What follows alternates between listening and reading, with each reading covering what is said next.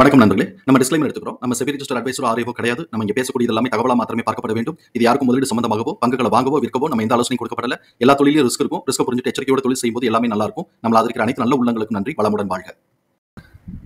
வணக்கம் நண்பர்களே. 2024-25க்கான Q4 result announce பண்ணியிருக்காங்க. அந்த வரிசையில இப்ப நம்ம பார்க்கக்கூடியது செஞ்சுரி எக்ஸ்ட்ரூஷன்ஸ்.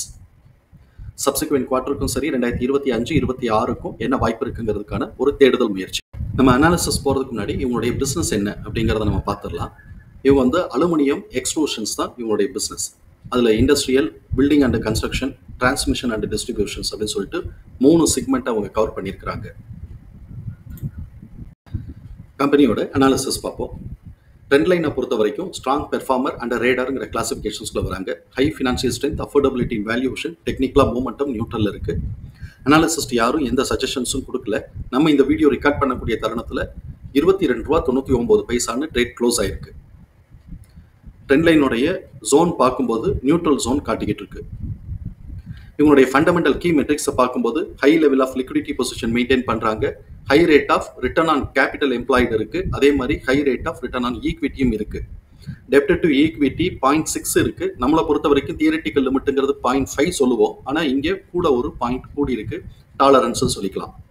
PE அண்ட் PBஐ பொறுத்த வரைக்கும் சப்சிக்வெண்டா growthக்கான ஆப்பர்ச்சுனிட்டி இருக்கு. அதே சமயத்துல பீட்டா ஸ்கோர் 1.26ங்கிறதுனால ஹை வாலட்டாலிட்டி. இப்போ இவனுடைய ஆனுவலைஸ்டு ஃபினான்ஷியல் பெர்ஃபார்மன்ஸஸ் எப்படி இருக்குன்னு பார்ப்போம். மார்ச் 2025க்கு அப்டேட் பண்ணியிருக்காங்க. மைட் பி அது டென்டேட்டிவா இருக்கும், வாய்ப்பு இருக்கு.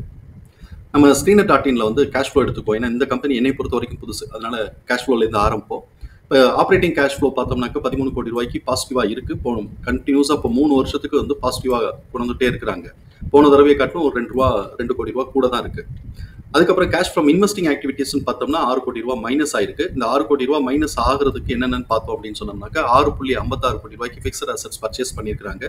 அதுக்கப்புறம் அவங்களுக்கு இன்ட்ரெஸ்ட் வந்து ஒரு 0.39 அப்படின்னு சொன்னால் 39 லட்சம் ரூபாய்க்கு இன்ட்ரெஸ்ட் வந்திருக்கு. இதை ரெண்டுத்தையும் அட்ஜஸ்ட் பண்ணதுக்கு பிறகு நமக்கு வந்து பார்த்தோம்னாக்கா ஒரு $6 கோடி ரூபாய்க்கு அதில் ஃப்ராக்ஷன் வரல. $6 கோடி ரூபாய்க்கு வந்து நெகட்டிவாக இருக்கு, செலவாயிருக்கு. அதே மாதிரி ஃபினான்சிங் ஆக்டிவிட்டிஸ்ன்னு பார்த்தோம்னா கூட -8ல் இருக்கு. ஸோ இப்போ இதுவும் ஃபினான்சிங் ஆக்டிவிட்டிக்கும் கொஞ்சம் செலவு கூட தான் இருக்கு. இதில் எப்படி பிரேக்கப் பண்ணியிருக்காங்கன்னாக்கா பாரோயிங்ஸ், ஃப்ரெஷ் பாரோயிங்ஸ் வந்து 4.21 அது வாங்கியிருக்கிறாங்க. அதில் 3.10 கோடி ரூபாய்க்கு கடனை திருப்பி வந்து ரீபேமெண்ட் பண்ணியிருக்காங்க. அது போக இன்ட்ரெஸ்ட் மாத்திரமே 8.76 கோடி ரூபாய்க்கு கொடுத்துருக்காங்க. இது நம்மளை பொறுத்த வரைக்கும் இது கொஞ்சம் கூட இருக்கிற மாதிரி தெரியுது. அப்போ இவங்களுக்கு எவ்வளவுதான் கடன் இருக்குன்னு பார்ப்போம். பேலன்ஸ் ஷீட்ல பார்த்தோம்னா கடன் வந்து 49 கோடி ரூபாய்க்கு இருக்கு. கொஞ்சம் கொஞ்சமாக குறைச்சிட்டு வருவாங்களான்னு பார்த்தா இல்லை, இப்போதைக்கு குறைச்ச மாதிரி தெரியல. ஒரு 2-3 கோடி ரூபாய் கூட தான் இருக்கு. ஆனா அதுக்கு ஈக்குவலா பேரலா பார்த்தோம்னா ஜெனரல் ரிசர்வ் இன்க்ரீஸ் ஆயிருக்கு. ஸோ இப்போ இந்த ஜெனரல் ரிசர்வையும் நம்ம வந்து பாரோயிங்ஸையும் நம்ம பார்க்கும்போது தான் 0.6 அப்படின்னு சொல்லிட்டு வருது. ஜெனரல் ரிசர்வுக்கு 0.6 இருக்கு. அதர் அசெட்ஸுக்கு வந்து அப்படியே இருக்கு, அது தனி. ஸோ இப்போ இந்த இடத்துல வந்து ஜெனரல் ரிசர்வும் கூட்டிட்டு இருக்கு. அதுக்கு ஈக்குவலா இந்த சைடு வந்து பார்த்தோம்னா ஒரு $1 கோடி $2 கோடி ரூபாய்க்கு கடனும் இன்க்ரீஸ் ஆயிருக்கு. ஸோ இப்போ எப்போ ரீபேமெண்ட் ஷெட்யூலுக்கு வருது அப்படிங்கிறத நம்ம பார்க்கணும். இப்போ நம்ம ட்ரெண்ட் லைன்ல வந்து ஃபினான்ஷியல் ரேஷியோஸ்ல முக்கியமா பார்ப்போம். ROE வந்து 1.8% growth ஆயிருக்கு. அதே மாதிரி ROCE புக் வேல்யூ பெர் ஷேரும் பார்த்தோம் அப்படின்னு சொன்னோம்னா 13.6% இன்க்ரீஸ் ஆயிருக்கு. இப்போ இவனுடைய ப்ராஃபிட்டபிலிட்டின்னு பார்க்கும்போது எபிடா வந்து 6.17 இருக்கு. ஸோ 6.17ங்கிறது ஒரு மாடரேட். அதே சமயத்தில் இந்த சைடு நெட் ப்ராஃபிட் மார்ஜின் 2.3 இருக்கு. ஸோ இப்போ இது நம்மளை பொறுத்த வரைக்கும் ரொம்ப லோ தான். இவன் கடனை மாத்திரம் அந்த இன்ட்ரெஸ்ட் மாத்திரமே 8 கோடி ரூபாய்க்கு கொடுத்தது நம்ம இங்கே போட்டு பார்த்தோம் அப்படின்னு சொன்னால் இதுவே நமக்கு வந்து ஒரு நல்ல மார்ஜின் கொடுக்கறதுக்கு வாய்ப்பு இருக்கு. ஸோ சீக்கிரமா அவன் கடனை குறைச்சு அவன் இன்ட்ரெஸ்ட்டை குறைச்சு இந்த சைடு வந்து அவன் நெட் ப்ராஃபிட்டை இன்க்ரீஸ் பண்ணும்போது நல்ல பெர்சன்டேஜ் ஆஃப் மார்ஜின் வர்றதுக்கு வாய்ப்பு இருக்கு. இப்போ இவனுடைய பேலன்ஸ் ஷீட்னு பார்க்கும்போது டோட்டல் அசெட் 7.3% இன்க்ரீஸ் ஆயிருக்கு. ஷேர் ஹோல்டர்ஸ் ஃபண்ட் 13.6% இன்க்ரீஸ் ஆயிருக்கு. Annualised profit and loss account பார்க்கும்போது நெட் ப்ராஃபிட் 33% இன்க்ரீஸ் ஆயிருக்கு. அதே மாதிரி ஜெனரல் ரிசர்வ் ஆனுவல் ரெவென்யூ வந்து பார்த்தோம்னா 15% இன்க்ரீஸ் ஆயிருக்கு. நம்ம இங்க பார்த்த மாதிரி 6% வந்து ஆப்ரேட்டிங் ப்ராஃபிட் மார்ஜின், எபிட்டா வந்து 6.16, நெட் ப்ராஃபிட் மார்ஜின் வந்து 2.3. இதெல்லாம் வந்து நார்மல். நெட் ப்ராஃபிட் மார்ஜின் கொஞ்சம் லோ தான். சரி, இப்போ இபிஎஸ் பார்த்தோம்னா 1.2 வந்திருக்கு. இது நாள் வரைக்கும் இவன் வந்து இந்த இடத்துல வந்து கிட்டத்தட்ட 10 வருஷத்துக்கு இருக்கு அப்படின்னு சொன்னா இது வரைக்கும் ஃபிராக்ஷன்ல ஓடிட்டு இருந்துமே இந்த வருஷம் வந்து முழு ஹோல் நம்பர் கடந்து 1.2ன்னு சொல்லிட்டு வந்திருக்கிறான். ஸோ இப்போ இந்த இன்க்ரிமெண்டல் ட்ரெண்ட் சஸ்டெயின் ஆச்சு அப்படின்னு சொன்னால் இது நல்ல பிரேக் அவுட் கொடுக்கறதுக்கான வாய்ப்புகள் இருக்குங்கிறது நம்மளுடைய பார்வை.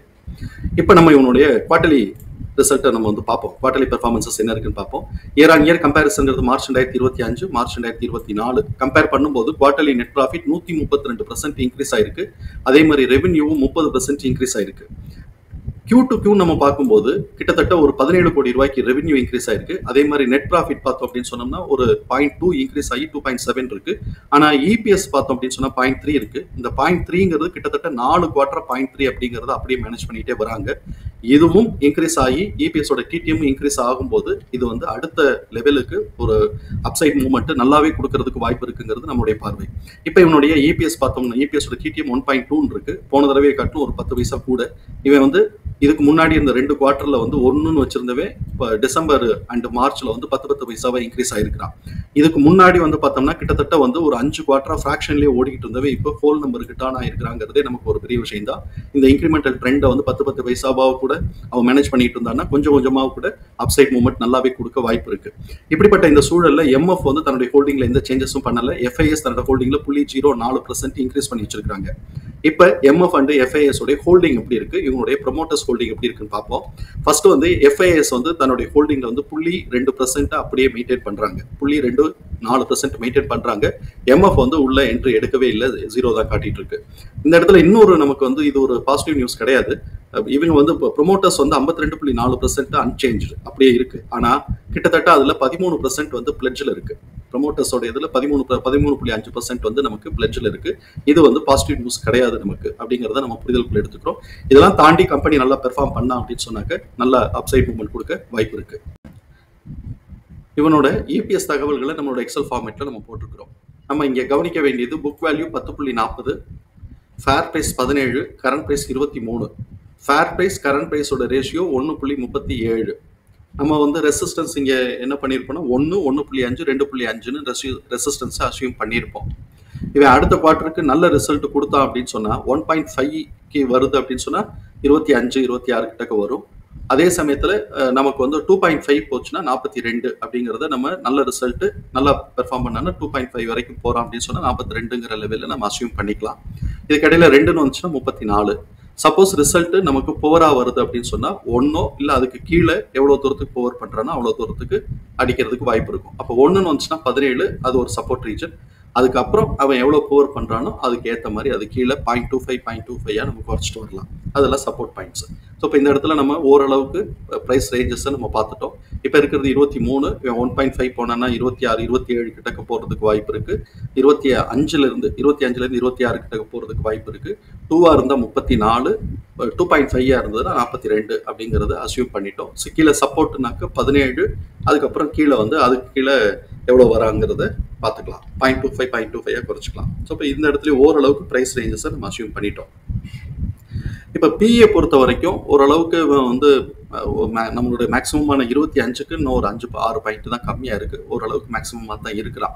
இப்போ பிபி வந்து 2.21 தான் இருக்கிறான். அப்போ புக் வேல்யூக்கு இந்த ஷேரை வந்து எடுத்துக்கொண்டு போறாங்க அப்படின்னு சொன்னா கிட்டத்தட்ட 52 ரூபா நம்ம வந்து எதிர்பார்க்கலாம். ஏன்னா புக் வேல்யூக்கு இன்டூ 5 போட்டோம்னா 52 ரூபாய்க்கு நம்ம எதிர்பார்க்கலாம். இதெல்லாம் நம்ம வந்து ஓரளவுக்கு பிரைஸ் ரேஞ்சஸ் இந்த இடத்துல யூகிச்சிட்டோம். இபிஎஸ் உடைய டிடிஎம் அனலைஸ் பண்ணுவோம். இபிஎஸ் உடைய கரண்ட் இபிஎஸ் உடைய டிடிஎம் 1.2. இதை ஆவரேஜ் பண்ணும்போது 0.3. இதுதான் நெக்ஸ்ட் குவார்டருக்கான ஆவரேஜ் எஸ்டிமேட்டட் இபிஎஸ். இப்போ இதை நம்ம கம்பேர் பண்றோம் எக்ஸிட் ஆக போறதோடையும் சரி Q4 எக்ஸிட் ஆக போறதும் 0.3, Q4ம் 0.3. சரி Q3 Q4லயாவது ஏதாவது growth இருக்கான்னு பார்த்தா அங்கேயும் 0.3 தான் இருக்கு, growth இல்லை. அப்போ Q4 ஆவரேஜ் எக்ஸிட் ஆக போகிறது எல்லாமே 0.3 போது ரிசல்ட் வந்து ஒரு ஸ்டாக்னேட்டட் ஆவரேஜே எடுத்தாருன்னா ஒரு ஸ்டாக்னேட்டட் ரிசல்ட் கிடைக்கும். ஸ்டாக்னேட்டட் ரிசல்ட் கிடைக்குதுன்னா மேலே எடுத்துட்டு போறதுக்கான வாய்ப்புகள் ரொம்ப ரொம்ப கம்மியா இருக்கும். அடுத்தது இப்ப நமக்கு வந்து ஸ்டாக்னேட்ல இருந்து மேல போகிறதுக்கான என்ன வாய்ப்பு இருக்கு? ஏன்னா இவன் ஸ்டாக்னேட்டட்னா இப்போ ஒரு ரேஞ்ச் பவுண்டுக்குள்ள வந்திருப்பான். பாட்டம்ல இருந்து ஒரு மிட் பாயிண்ட் வரைக்கும் மேலே ஏறுறான்னு வச்சுக்கோ. அப்ப மேலே ஏறுறான்னா ஏதோ ஒரு ஹோப் இருக்கணும். ஹோப் இருந்தா தான் அவன் மேலே ஏறுவான். அப்ப அந்த ஹோப்புக்கு வந்து பேட்டர்ன் ஏதாவது இருக்கா அப்படின்னு நம்ம செக் பண்றோம். இப்ப மார்ச் 2024 அவனுடைய இபிஎஸ் என்னன்னா 0.1 இருந்திருக்கு. ஜூன் மாசம் 2024 அவனுடைய இபிஎஸ் 0.3 இருக்கு. அப்ப 0.2 கூடி இருக்கு. 0.2 கூடி இருக்கு அப்படின்னு சொன்னாக்க இது ஒரு எவ்வளவு பெர்சன்டேஜ் நம்ம பார்த்துக்கலாம். 0.2 கூடி இருக்கு. அதுக்கப்புறம் 2023 வந்து 0.1 எடுத்திருக்கிறான் மார்ச் மாசத்துக்கு இபிஎஸ். அதே இது வந்து 0.3 ஜூன் மாசத்துக்கு எடுத்திருக்கிறான். இங்கேயும் 0.2 கூடி இருக்கு. ஆனா 2022 வந்து 0.3 அப்படின்னு சொல்லிட்டு ஸ்டாக்னேட் ஆயிருக்கு. அப்ப 2 வருஷம் 2024 2023 2 வருஷமும் 0.1ல இருந்து 0.3 அப்படிங்கிற லெவலுக்கு அவ இன்க்ரீஸ் ஆயிருக்கிறான். இப்ப இருக்கிறதே 0.3. அப்ப இந்த இதுல இருந்து இவன் இதே பேட்டர்னே நமக்கு வந்து 0.1ல இருந்து இன்னொரு 0.1 அப்புறம் 0.2 ஒரு 2 பாயிண்ட் ஏறினா 0.5ங்கிற ரேஞ்சுக்கு வந்துடும். அப்படி 0.5ங்கிற ரேஞ்சுக்கு வந்துச்சுன்னா இன்க்ரிமெண்டல் ட்ரெண்டுக்கு வரும். ஸோ இப்போ இந்த ஹோப்னால வேணா பாட்டம்ல இருந்து ஒரு மிட் பாயிண்ட் வரைக்கும் ஒரு அப்சைட் மூமெண்ட் கொடுக்கறதுக்கு வாய்ப்பு இருக்குன்னு நம்ம நம்புறதுக்கு இடம் இருக்கு. கண்டிப்பா நடக்கணும்னு இல்லை, நம்புறதுக்கு இடம் இருக்கு. ஓரளவுக்கு அவன் அந்த ரேஞ்ச் அப்படித்தான் வந்துருக்கான்னு வச்சுக்குவோம். ஏன்னா ஸ்டாக்னேட்டட் ரிசல்ட், அதனால ஒரு ரேஞ்ச் பவுண்டுக்குள்ள செட் ஆயிருப்பான். சப்போஸ் குறைஞ்சு போச்சு அப்படின்னு சொன்னா கீழே கொஞ்சம் கரெக்ஷன் பெரிய லெவலுக்கே வருங்கிறதையும் மனசுக்குள்ள வச்சுக்கிறோம். ஸோ இப்போ இந்த இடத்துல பேட்டர்ன் வந்து மார்ச்சை காட்டிலும் ஜூன் மாசம் 2 வருஷமா கூட எடுத்திருக்கிறதுனால ஒரு பாசிட்டிவ் ஹோப் இருக்கு. அதனால கொஞ்சம் அப்சைட் மூமெண்ட்டுக்கான வாய்ப்பு இருக்குங்கிறத நம்பலாம். ஆக்சுவல் ரிசல்ட் வந்ததுக்கு பிறகுதான் மேலையா கீழையாங்கிற டைரக்ஷன்ஸை நம்ம ஓரளவுக்கு நம்ம பார்க்க முடியும். இப்ப இருக்கக்கூடிய இந்த இபிஎஸோட டிடிஎத்துக்கு நார்மல் ட்ரேடிங் பிஹேவியர்ல புல்லிஷ் ட்ரெண்டா இருந்ததுன்னா ₹23.80 இருந்து ₹33.50 வரைக்குமான பிரைஸ் ரேஞ்ச் இருக்கு. இதோட மிட் பாயிண்ட் ₹27.90. ஸோ இது வந்து நமக்கு இருக்கக்கூடிய பிரைஸ் ரேஞ்ச். நமக்கு எக்ஸ்போனன்ஷியல் ஃபார்முலால கிடைச்சிருக்கக்கூடிய பிரைஸ் ரேஞ்சை நம்ம சார்ட்ல மார்க் பண்ணியிருக்கிறோம். இங்க நம்ம கவனிக்கக்கூடியது S1 11, அதுக்கப்புறம் பிபி ஜோன் ஃபுல்லா எடுத்துருக்கிறோம். பிபிங்கிறது பிரேக் பாயிண்ட், ஜோன்ங்கிறது பிபியோட பாட்டம், பிபியோட டாப், மூணு சேர்ந்து பிபியோட ஜோன். பிபியோட பாட்டம் 21, பிபி 34, பிபியோட டாப் 53, R1 77. இப்போ இவன் நல்ல ரிசல்ட் எடுக்கிறான்னா R1 வரைக்கும் கூட எடுத்துட்டு போகலாம். இப்போ இவன் என்ன நடந்திருக்குன்னு பார்ப்போம். பிபி வரைக்கும் கிட்டத்தட்ட பிபி வரைக்கும் போயிட்டு அவன் அப்படியே பிபியோட பாட்டம் வரைக்கும் வந்துட்டு கீழே இந்த தடவை என்ன பண்ணியிருக்கிறான், பிபியோட பாட்டத்தை உடைச்சு S1க்கு நடுவில் இருக்கக்கூடிய ஒரு மிட் பாயிண்ட் ரீஜன் வரைக்கும் வந்துட்டு இந்த ஹோப் இருக்கிறதுனால, எதுக்கு அந்த நமக்கு வந்து அந்த பேட்டர்ன் ஹோப் இருக்கிறதுனால பிபி வரைக்கும் ஏறி இந்த ரேஞ்சுக்குள்ளேயே சுத்திக்கிட்டு இருக்கிறான்.